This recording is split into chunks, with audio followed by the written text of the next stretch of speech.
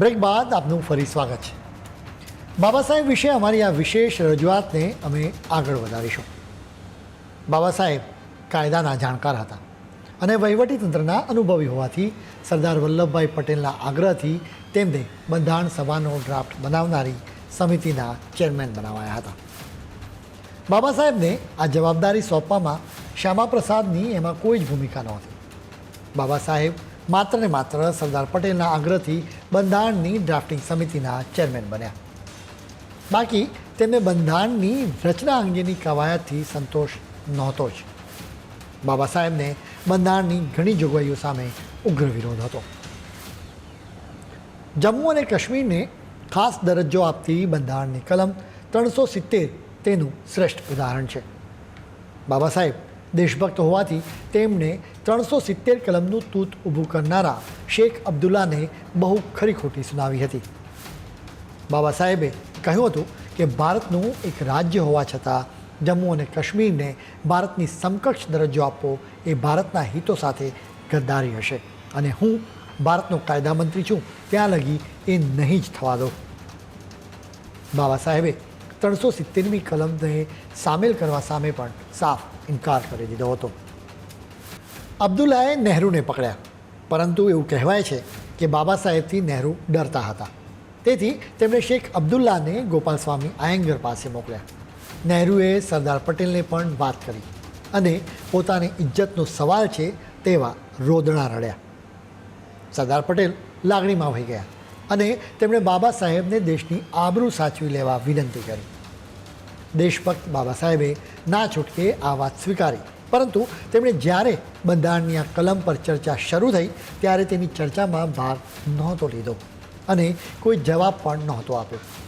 આ તો એક ઉદાહરણ આપ્યું, પરંતુ બાબા સાહેબને બંધારણ સામે આવા ઘણા વાંધા હતા. બાબા સાહેબે પછીથી પણ બંધારણની રચના અંગે પોતાનો એ અસંતોષ તો વ્યક્ત કર્યો જ હતો. બાબા સાહેબે પોતે કહ્યું છે કે તેઓ પોતે તો ભારત માટે અલગ જ પ્રકારનું બંધારણ રચવા માંગતા હતા. બાબા સાહેબ માનતા કે ભારતે પોતાનું બંધારણ ભારતીય પરિસ્થિતિ તથા ભારતીય સમાજને ધ્યાનમાં લઈને બનાવવું જોઈએ. બાબા સાહેબ ઈચ્છતા હતા એવું બંધારણ બનાવવા બહુ જ્ઞાનની જરૂર હતી, જે બહુ ઓછા લોકો પાસે હતું. એ માટે બહુ મહેનત કરવી પડે અને એ માટે કોઈની તૈયારી નહોતી. દેશ આઝાદ થઈ ગયો હતો અને બંધારણ જ નહોતું બનેલું.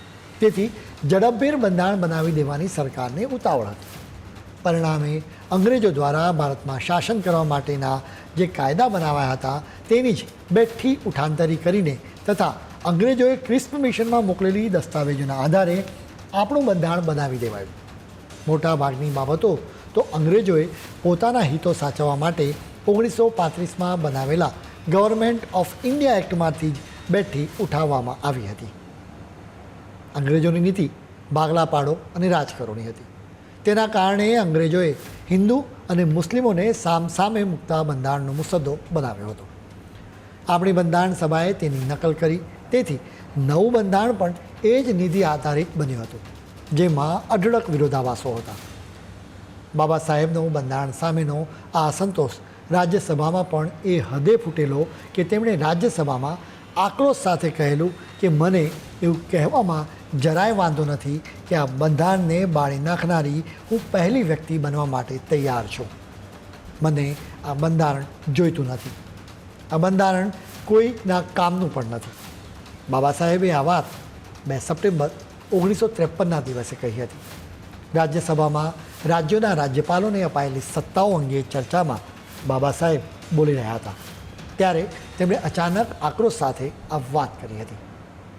બાબા સાહેબે જે શબ્દો કહેલા તેનો ગુજરાતીમાં ભાવાનુવાદ જાણીએ. આપણે ત્યાં એક પરંપરા પડી ગઈ છે. લોકો હંમેશા મને એવું કહે છે કે ઓહ, તમે તો બંધારણના ઘડવૈયા છો. મારો જવાબ એ છે કે હું હેક હતો, મતલબ કે મને ગુલામ બનાવી દેવાયો હતો. મને જે પણ કરવાનું કહેવાયું એ મેં મારી મરજી વિરુદ્ધ પણ કર્યું. બાબા સાહેબે રાજ્યપાલોને કોઈ સત્તા નથી અને તેમને માત્ર રબર સ્ટેમ્પ બનાવી દેવાયા છે મુદ્દે પણ પોતાનો આક્રોશ ઠાલવ્યો હતો. તો સામે બાબા સાહેબને તે સમયના ગૃહમંત્રી ગોવિંદ વલ્લભ પંતે એવો સવાલ પૂછ્યો હતો કે બાબા સાહેબ, તમે પોતે જ બંધારણની રચના માટે જવાબદાર હતા તો પછી તમે કેમ ધ્યાન ન રાખ્યું? આ સાંભળીને બાબા સાહેબ ઉકળી ઉઠ્યા અને આક્રોશની ચરમ સીમા જેવો સવાલ કર્યો કે તમે તમારી ભૂલો માટે મને દોષિત કેમ ઠેરવો છો? બાબા સાહેબે કહ્યું કે મારા મિત્રો મને કહ્યા કરે છે કે મેં બંધારણ ઘડ્યું છે, પણ મને એવું કહેવામાં જરાય વાંધો નથી કે આ બંધારણને બાળી નાખનારી હું પહેલી વ્યક્તિ બનવા માટે તૈયાર છું. મને આ બંધારણ જોઈતું નથી. આ બંધારણ કોઈના પણ કામનું નથી. બાબા સાહેબે જ આક્રોશ ઠાલવ્યો. તેના મૂળિયા બહુ ઊંડા છે અને બહુ પહેલાંથી જ તેમના મનમાં બંધારણના સ્વરૂપ સામે આક્રોશ ઘૂંટાયા કરતો હતો. બાબા સાહેબે પોતાના માટે હેક શબ્દ વાપર્યો હતો. તેનો સરળ અર્થ એ થાય કે કોઈને પોતાના તાબેદાર બનાવી દેવા અને પોતે ઈચ્છતા હોય તે કરવાની ફરજ પાડવી. બાબા સાહેબનો આક્રોશ જ એ સૂચવે છે કે બાબા સાહેબ મહાન વિઝનરી હતા. આઝાદી પછી સત્તામાં બેઠેલા લોકો દ્વારા આપણી બંધારણીય જોગવાઈઓનો સત્તા લાલસા સંતોષવા માટે દુરુપયોગ કરાયો છે. ઇન્દિરા ગાંધીએ તો સત્તા સાચવવા લોકશાહીનું ગળું જ દબાવીને કટોકટી દાદી દીધી હતી. ત્યારે સૌને અહેસાસ થયો કે બાબા સાહેબ સાચા હતા. તેમનો આક્રોશ સાવ સાચો હતો. આઝાદી પછીના વર્ષોમાં બંધારણમાં રહી ગયેલી ઘણી ભૂલોને સુધારવામાં આવી, પણ એ પછીએ આપણું બંધારણ અંગ્રેજોએ બનાવ્યું હોય તેવું જ છે. આપણું બંધારણ ભારતીય બંધારણ છે, પરંતુ તેનો આત્મા ભારતીય નથી. બાબા સાહેબ તેના આત્માને ભારતીય બનાવવા માંગતા હતા. હવે બંધારણને બદલી શકાય તેમ નથી, પરંતુ તેમાં જે ભૂલો રહી છે તેને સુધારી ચોક્કસ શકાય. બાબા સાહેબના જન્મદિવસે આ કવાયત શરૂ કરાય એ બાબા સાહેબને સાચી શ્રદ્ધાંજલિ હશે.